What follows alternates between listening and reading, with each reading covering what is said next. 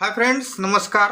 समर्थ academy भंडारामध्ये मी Munde sir तुमच्या सर्वांचं हार्दिक स्वागत करतो.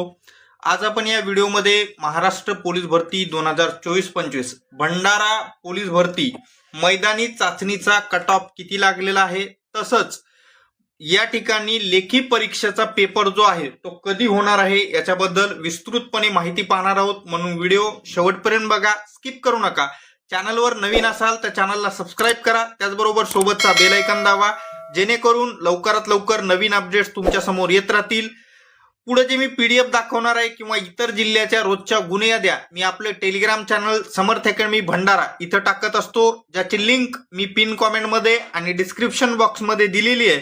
तिथून तुम्ही असणारे टेलिग्राम चॅनल जॉईन करून घ्या, जेणेकरून लवकरात लवकर नवीन अपडेट्स तुम्हाला तिथेही मिळत राहतील. चला व्हिडिओला सुरुवात करूयात. पहिल्यांदा पाहूयात मैदानी चाचणीचा कट ऑफ आणि त्याच्यानंतर पेपर कधी होईल याची माहिती पाहूयात. तर ओपन जनरलचा जो कट ऑफ आहे तो 42 मार्कावर लागलेला आहे. त्याच्यानंतर ओपन फिमेल, तर ओपन फिमेलचा कट ऑफ हा 38 मार्कावर लागलेला आहे. त्याच्यानंतर एससी जनरलचा कट ऑफ हा 32 मार्कावर लागलेला आहे. तर एससी फिमेलचा कट ऑफ हा 26 मार्कावर लागलेला आहे.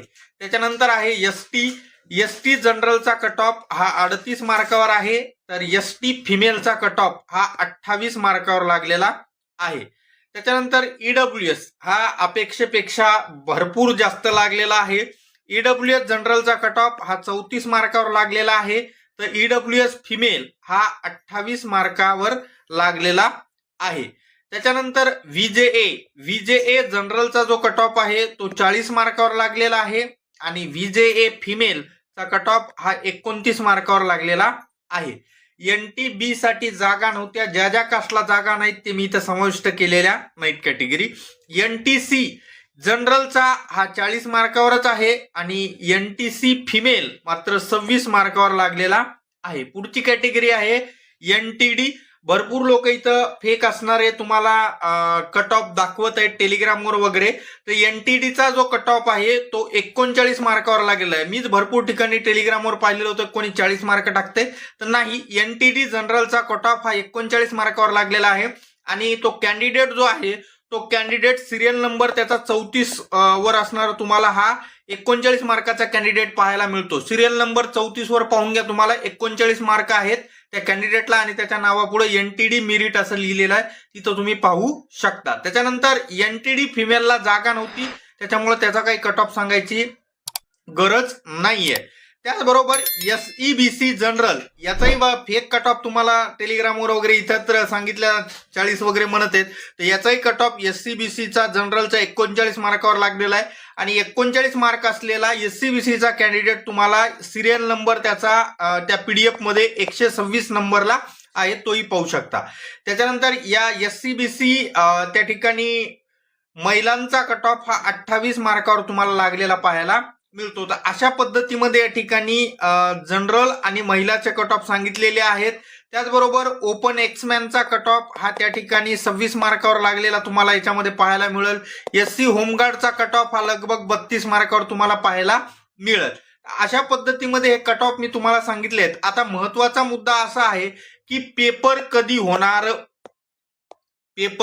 कधी होणार हा सगळ्यांचा प्रश्न आहे की आता कट ऑफ लागला तर पेपर लवकर होईल का. तर पेपर बद्दल अधिकृत किंवा ऑफिशियल अशी कुठलीही अपडेट अद्यापर्यंत आलेली नाहीये. पण मला मिळालेल्या माहितीनुसार स्वतंत्र असे सिंगल जिल्ह्याचे पेपर होणार नाहीत. कमीत कमी 10-15 जिल्ह्याचे पेपर एकाच दिवशी होतील. आणि ते कधी होतील एक मी टेंटेटिव्ह डेट सांगत आहे, याच डेटला होईल मी असं म्हणत नाही.